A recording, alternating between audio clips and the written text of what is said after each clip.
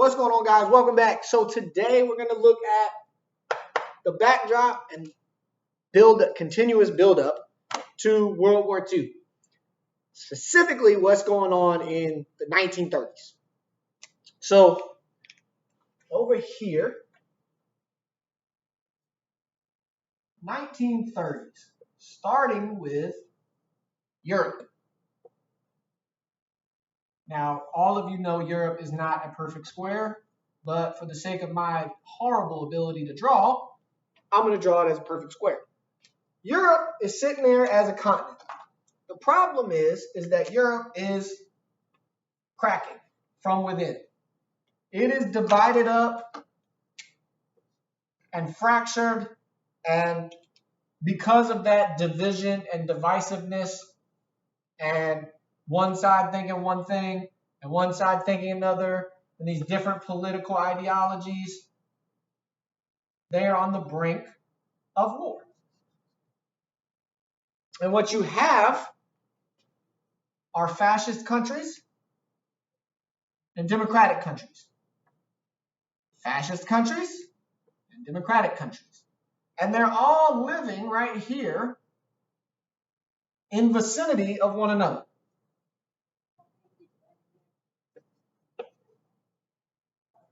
All right, so they're all living right here in vicinity of each other. So again, you have democratic republics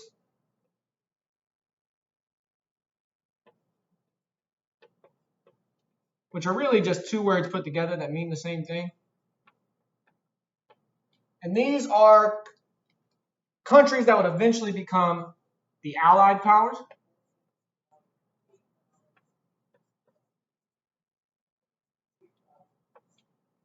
And this is where people have the ability to vote.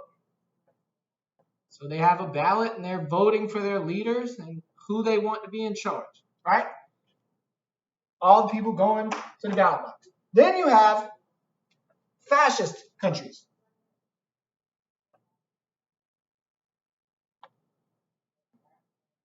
And these fascist countries would end up becoming the Axis powers.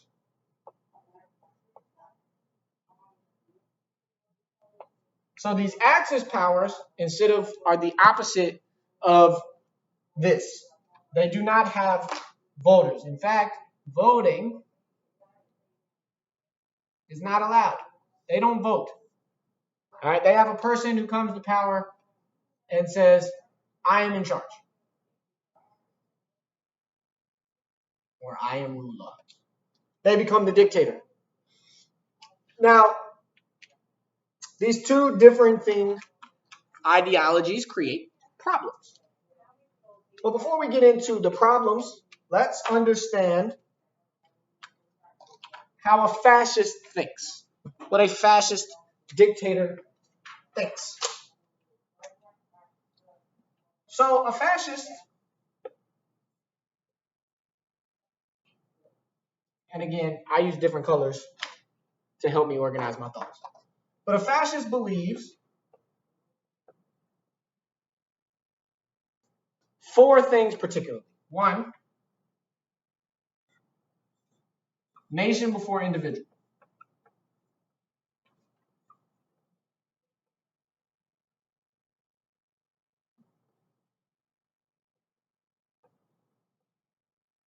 So essentially you take the country, what's best for that country first, person second. So what's good for the individual people may not be what's best for the country as far as money or politics or society or things of that nature. What the people may want may not be what's best for the country. So a fascist believes that what's best for the country is more important than what's best for these individual people. Because, number two, a fascist believes that individuals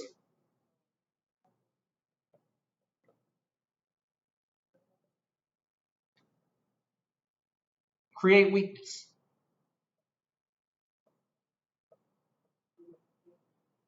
They believe that individuals, people operating or acting in individual manners, create weakness. It makes the country worse off, as opposed to just having a person in power who makes all those decisions based on what's best for the country as a whole.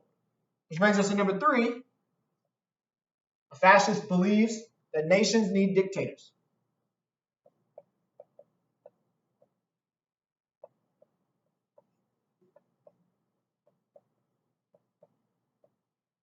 Nations need dictators. They need a person that just says, this is law. And there's no ifs, ands, buts, debates, nothing. That's the way it is. And in these fascist countries, that's what happens. You have these individuals who say, this is law, this is the way it's going to work. And if they disagree, if people disagree, the ones that disagree tend to also disappear at the same time. It's crazy how that works out. I'm not saying that they got murdered. I'm just saying that they weren't around anymore. And the fourth and final thing that a fascist believes is that a nation must continue to expand.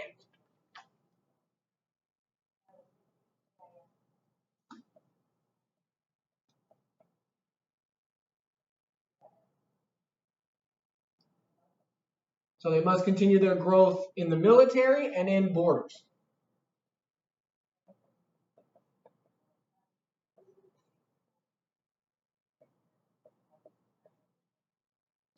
So again, kind of like a country starts off like this, it must go to this, and then go to this, regardless. And within that, your number of soldiers increases.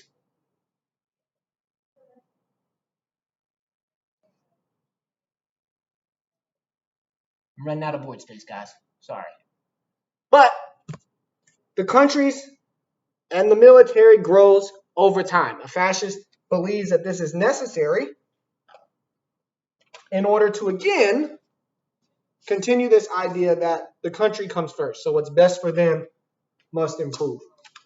And so as World War II starts to develop, you get 2 very clear alliances. Number 1, back up because the Allied powers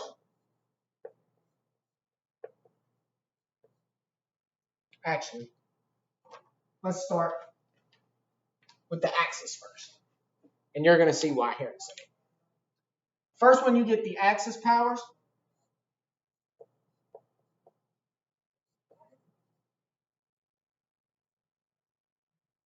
and the super players in the Axis powers, it all starts with Germany,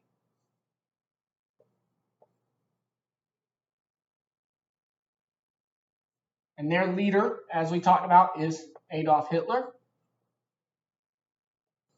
And I always, for my drawings, use Little Mustache Man as Adolf Hitler. The second one, the second country is Spain, which we talked about.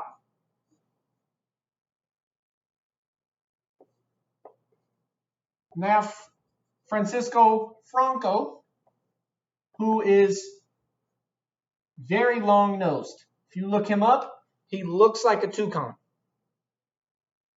or toucan, or however you pronounce it. The third is Italy. And Italy is led by Mussolini. And we saw and discussed Mussolini before. Mussolini looks every part of a bodybuilder, including the rectangle face.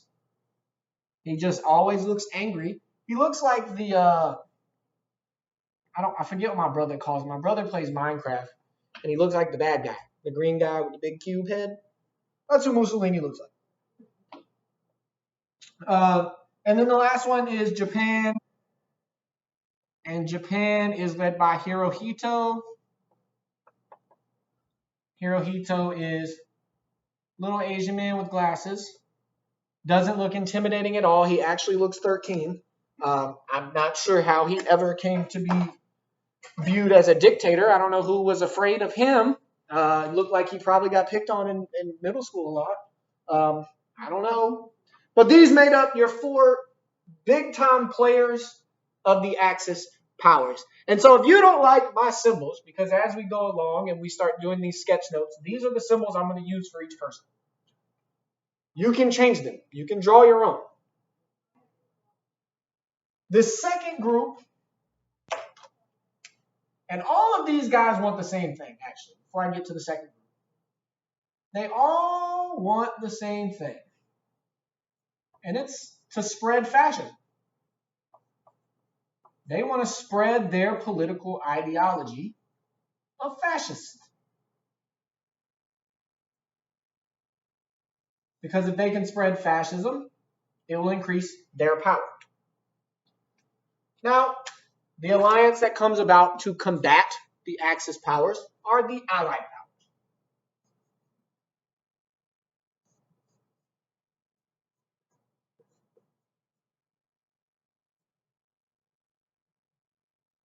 The Allied powers are made up of the United States, whose president at the time is FDR. He is the only president to be elected more than twice. He gets elected 4 times. So I always, for his symbol, I just draw a circle with a 4 in it instead of an actual face. The second country is England, who is led by a man who is nicknamed the British Bulldog, because if you know anything about dogs, bulldogs are very, very stubborn. And he was very, very stubborn. And he kind of looked like a bulldog. Winston Churchill. Churchill had, if you go look him up, little smushed up face like a bulldog. Bless his heart, he couldn't help it. It was in his DNA. The next one is France.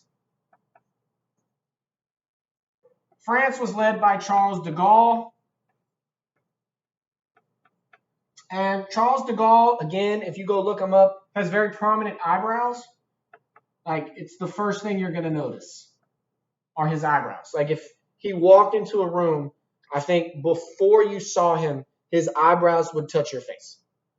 They're just massive. They look like 2 fuzzy caterpillars on top of his head.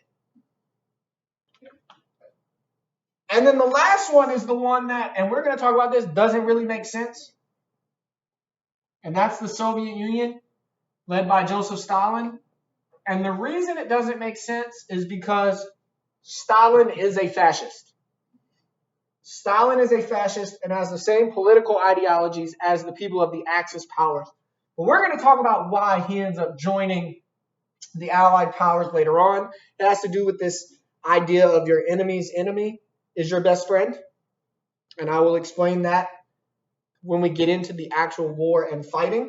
But Stalin, as bad of a man as he was, probably has the sweetest looking mustache in the history of mustaches.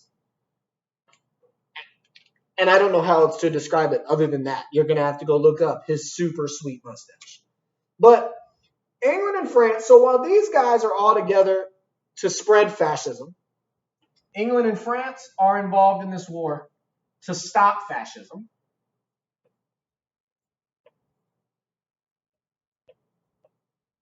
The United States is going to be late. Seems like it's always that way. But we're going to talk about why they're late to the World War II party. But they're going to be late. And then Stalin,